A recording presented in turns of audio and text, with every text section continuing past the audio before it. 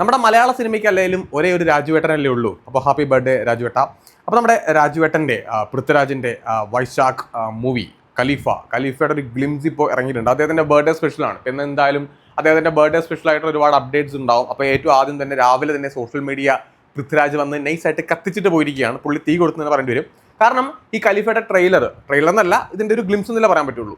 ഒരു ഗ്ലിംസ് ഇറങ്ങിയ സമയത്ത് ഞാൻ ആഗ്രഹിച്ചിരുന്നൊരു പൃഥ്വിരാജ് ഉണ്ട്. അപ്പോൾ കുറേ നാളായിട്ട് പുള്ളിയുടെ ഒരു ആക്ഷൻ കൈൻഡ് ഓഫ് പരിപാടി നമ്മൾ കാണുന്നില്ല. കുറേ നാളായി അത് മിസ് ചെയ്യുന്നു.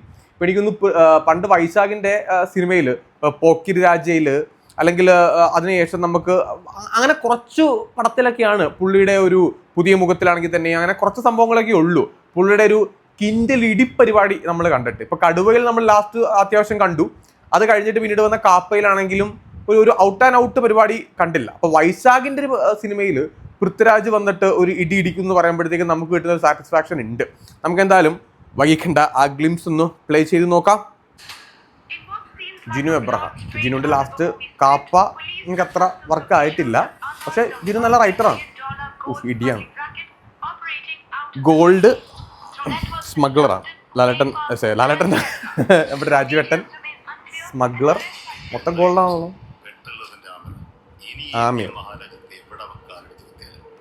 രാജുവേട്ടൻ്റെ കഥാപാത്രത്തിൻ്റെ പേര് ആമിർ.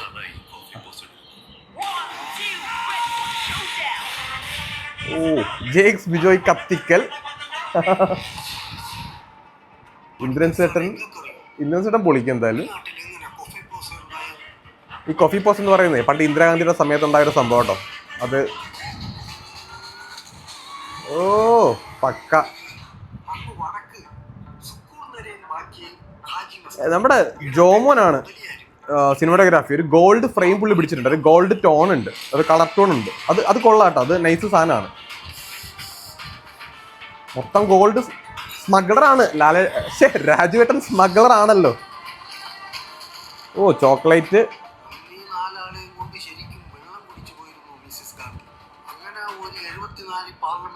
1974 കൊഫെ പോസ ഇന്ദിരാഗാന്ധിയുടെ സമയത്ത്.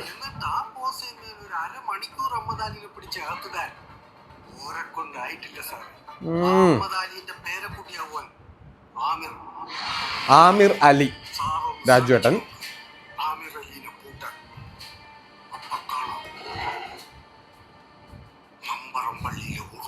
ഓ നൈസ് കൊള്ളാം.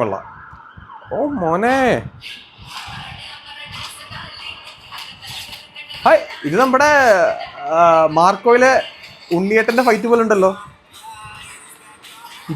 ഇടി. ഓ നൈസ്. ആ ബ്ലാക്ക് കോട്ടും ആ പരിപാടി അത് കറക്റ്റ് നമ്മുടെ ഉണ്ണിയുടെ ആ പരിപാടി തന്നെ കേട്ടോ. ഇങ്ങനെ വേണം പൃഥ്വിരാജ് ഇടിക്കാനായിട്ട്. ഓ ആമിർ അലി, അത് കൊള്ളാം. ഓ പൊളി. ഓ ബെസ്റ്റ് ഫൈറ്റ് ഒക്കെ ഉണ്ടല്ലോ. ഓ പഞ്ചിടി കേട്ടോ. ആ ഇടിക്ക് പഞ്ചുണ്ട് കേട്ടോ. എനിക്കത് ഭയങ്കരമായിട്ട് ഇഷ്ടപ്പെട്ടു. ഇങ്ങനെ വേണം പൃഥ്വിരാജ്. ഓ ഖലീഫ രാജുവേട്ടിൽ നമ്മൾ പ്രതീക്ഷിക്കുന്ന സാധനം ഇതാണ്. ആക്ച്വലി പുള്ളിക്ക് പറ്റുന്നൊരു സേഫ് സോൺ പരിപാടിയാണ്. BGM വർക്കാണ്. ജെയ്ക്സ് ബിജോയ് പിന്നെ പുള്ളി അറിയാമല്ലോ, കത്തിച്ചങ്ങ് വെച്ചേക്കും. നൈസ് സംഭവം. എനിക്ക് പേഴ്സണലി വർക്കായി. കാരണം ഞാൻ എപ്പോഴും ആഗ്രഹിക്കുന്ന ഒരു പൃഥ്വിരാജ് എന്ന് പറഞ്ഞു കഴിഞ്ഞാൽ ഈ കൈൻഡ് ഓഫ് പൃഥ്വിരാജാണ്. അതായത് പുള്ളിയുടെ മറ്റേ നന്മോരം പരിപാടി, കോമഡി പരിപാടി, ഇതൊന്നും എനിക്കതൊന്നും വർക്കല്ല. എനിക്ക് രാജുവേട്ടൻ പൃഥ്വിരാജ് എന്ന് പറയുമ്പോഴത്തേക്കും പുള്ളിയുടെ ഡയറക്ഷൻ ഒക്കെ അത് പക്ക, അത് വേറെ സോണാണ്. പക്ഷേ ആക്ടിങ്ങിലേക്ക് വരുമ്പോഴത്തേക്കും നല്ല ഇടിക്കണം. ഇടിയെന്ന് വെച്ച് കഴിഞ്ഞാൽ കിൻഡിൽ ഇടിക്കണം. നമ്മുടെ ഉണ്ണി മൂന്നിന് പൃഥ്വിരാജ് എന്നൊക്കെ പറയുമ്പോഴത്തേക്കും ഈ ഇവരെ യൂത്ത് എന്നല്ല ഇപ്പോഴും വിളിക്കുക. അപ്പോൾ ഈ യൂത്തിൻ്റെ കൂട്ടത്തിൽ അല്ലെങ്കിൽ ആ ഒരു കൈൻഡ് ഓഫ് ആക്ടേഴ്സിൻ്റെ കൂട്ടത്തിൽ ഇവരുടെ ഒരു ഇടി എന്ന് പറയുമ്പോഴത്തേക്കും ഒരു പവർഫുൾ പഞ്ച് സെറ്റപ്പാണ്. ഇടി എന്ന് വെച്ച് കഴിഞ്ഞാൽ ഒരു രക്ഷയില്ലാത്തൊരു ഇടി വരും. ആ ഇടി കുറേ സിനിമകൾ നമ്മൾ മിസ്സിങ് ആണ്. ഇപ്പോൾ വൈശാഖിൻ്റെ ഒരു പടം, അതിനകത്ത് ഇപ്പോൾ ജിനുവിൻ്റെ റൈറ്റിംഗ് എന്ന് പറയുമ്പോഴത്തേക്കും അവിടെ എനിക്കൊരു ഞാൻ മോശമാണെന്നല്ല പറയുന്നത്. ഇപ്പോൾ അദം ജോഹാനൊക്കെ എനിക്ക് ഭയങ്കരമായിട്ട് വർക്കായൊരു പടമാണ്.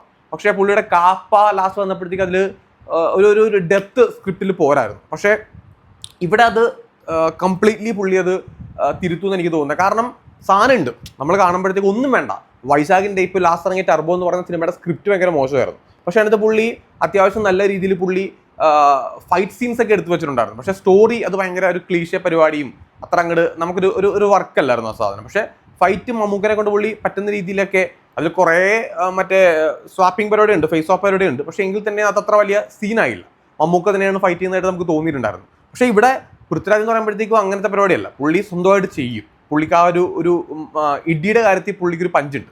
അപ്പോൾ ആ പഞ്ച് മാക്സിമം യൂസ് ചെയ്യാനായിട്ട് വൈശാഖിനെ പറ്റിക്കഴിഞ്ഞാൽ മോശമല്ലാത്തൊരു സ്റ്റോറി ഉണ്ടെങ്കിൽ, പിന്നെ കത്തിക്കാനായിട്ട് ജെയ്ക്സ് ബിജോയ് ഉണ്ട്, വിഷ്വലി നമ്മൾ കാണുമ്പോഴത്തേക്കും ജോമോൻ്റെ പരിപാടി ഉണ്ട്. അപ്പോൾ ഇതെല്ലാം നമുക്ക് ഗ്യാരണ്ടിയാണ്. ഇപ്പോൾ ഈ പടത്തിൻ്റെ കളർ ടോൺ ഉൾപ്പെടെ നമ്മൾ നോക്കുമ്പോഴത്തേക്കും ഫൈൻ, നമുക്ക് ആ ഒരു സ്മഗ്ലർ ആയിട്ടുള്ളൊരു പരിപാടിയൊക്കെ നമുക്ക് വർക്കാണ്. ഇന്ദ്രൻ സേട്ടൻ ഉണ്ട്. പിന്നെ ഒരുപാട് കാസ്റ്റിനും നമ്മൾ കണ്ടിട്ടില്ല. വില്ലൻ ആരാണെന്ന് എന്താ സംഭവം എന്നുള്ളതും ഒരു കഥയുടെ ഒരു ഓവറോൾ പരിപാടി മാത്രമേ നമ്മൾ കണ്ടിട്ടുള്ളൂ. എന്നാലും സ്മഗ്ലിംഗ് പരിപാടിയായിരിക്കും, കള്ളക്കടത്താണ് പരിപാടി എന്നുള്ളത് നമുക്ക് ഏകദേശം മനസ്സിലായിട്ടുണ്ട്. പക്ഷേ അതിനകത്ത് എന്താണ് സംഭവിക്കുന്നത് എന്നുള്ളതാണ് നമുക്ക് ഇനി കാണേണ്ടത്. എനിവേ ഓവറോൾ ഗ്ലിംസ് എനിക്ക് ഇഷ്ടപ്പെട്ടിട്ടുണ്ട്. അപ്പോൾ എനിക്കത് നന്നായിട്ട് വർക്കായിട്ടുണ്ട്. നമുക്ക് എന്തായാലും നോക്കാം. രാജുവേട്ടൻ്റെ ഒരു കിൻഡലിടി എത്രയോ നാൾക്ക് ശേഷമാണ്. അപ്പോൾ കടുവ എന്ന് പറയുമ്പോഴത്തേക്ക് അതൊരു ഫാമിലി ഓറിയന്റഡ് സബ്ജക്റ്റ് കൂടെയാണ്. അല്ലാണ്ട് ഒരിക്കലും അതൊരു ഔട്ട് ആൻഡ് ഔട്ട് ഒരു മാസ് മസാല പടം എന്ന് മാത്രം പറയാൻ പറ്റില്ല. അങ്ങനെ പുള്ളിയുടെ ഒരു മാസ് മസാല പടം വന്നിട്ട് എനിക്ക് തോന്നുന്നു കുറേ നാളായിട്ട് അത്തരത്തിൽ രാജുവേട്ടൻ്റെ ഒരു മാസ് മസാല പടം വന്നിട്ടില്ല. അപ്പോൾ അമ്മാതിരി ഒരു പുതിയ മുഖമൊക്കെ പോലത്തെ അങ്ങനെ ഒരു സാധനം കിട്ടണം നമുക്ക്. അതായത് നമുക്കൊരു ഇടിയെന്ന് വെച്ച് കഴിഞ്ഞാൽ ഇടിച്ച് പൊളിക്കട എന്നുള്ളൊരു ഒരു ഫീൽ നമുക്ക് കിട്ടണം. അപ്പോൾ അമ്മാതിരി ഒരു സാധനം തിയേറ്ററിൽ വരട്ടെ. അടുത്ത വർഷം ഓണത്തിന് റിലീസുള്ളൂ. എന്തായാലും സാധനം കത്തിക്കട്ടെ.